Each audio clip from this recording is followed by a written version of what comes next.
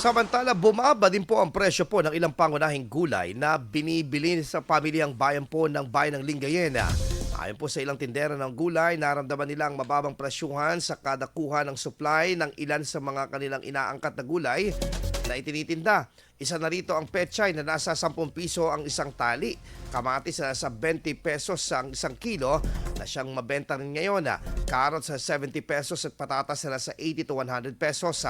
Habang nakikitaan naman po ng pagbago-bagong presyo ng mga produktong ang repolyo kung sa kasalukuyan ay naibebenta ito sa 60 pesos. Samantala ang sibuyas naman ay nakitaan din ng pagbaba na kung saan ay nasa 150 pesos ang kada kilo, habang nasa 10 piso naman ang kada supot naman ng siling labuyo at siling berde. IFM News. IFM News. IFM News.